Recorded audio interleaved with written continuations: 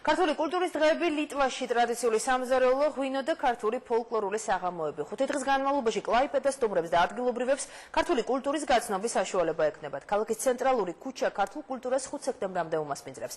თეატრალურ მოედანზე კი საგანგებოდ აგებულ სცენაზე სოხიშვილებისა და ქართული ხმების ერთობლივი კონცერტები გაიმართება. საღამოებს მუსიკალურად ზუმბა ლენდი გააფორმებს. ხელნაკეთი ნივთების სამოსი, ქართული სამზარეულოს კერძები და ღვინო. ქართული ტრადიციის მთავარი დეტალები კლაიპედას ერთ-ერთ ცენტრალურ ქუჩაზე გამოიფინა.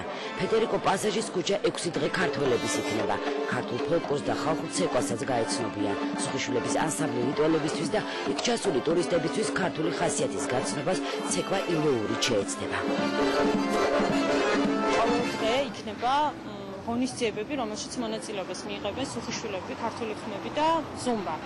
როგორც ამ ქუჩაზე, რომელიც მთლიანად ჩვენ გვეკუთვნის 6 დღით შეიძლება ისე ითქვას, იმიტომ რომ რესტორანში უკვე იცით, რომ მზადდება ქართული სამზარეულო და ქართული განწყობა, მაგრამ პატარა საქართველო აქ რომ მოხვალ, როგორც აქ, ასევე მთავარ მოედანზე ქალაქის ლიტველი მზარეული ხიტვის გაკეთებას ქართველი კოლეგის დახმარებით შეეცადა.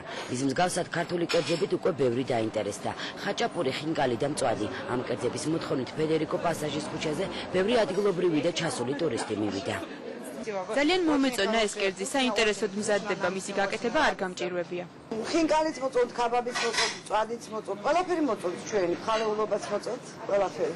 ღია კაფე-ბარებში მოსულ სტუმრებს ბუკლეტებზე დაბეჭდილი ქართული სამზარეულოს ღვინის მენიუ ხვდებათ. უცხოელების ყველაზე დიდი მოთხოვნა სასმელზეა. ქართული ღვინის შეძენით უკვე დაინტერესდა რესტორნების მფლობელებიც. გამოთქვისებული ამ პროდუქციის შესყიდვის, რაც ეთესრულ რა თქმა უნდა თვითონ ღონისძიებას ფერს ძალიან დიდ ელფერს, მაგრამ მეორეს მხრივ ჩვენი პროდუქციის პოპულარიზაციასაც უწყობს ხელს. ქალაქ კლაიპედაში ქართული კულტურის დღეები სოფლის მეურნეობის და კულტურის სამინისტროს ინიციატივით იმართება.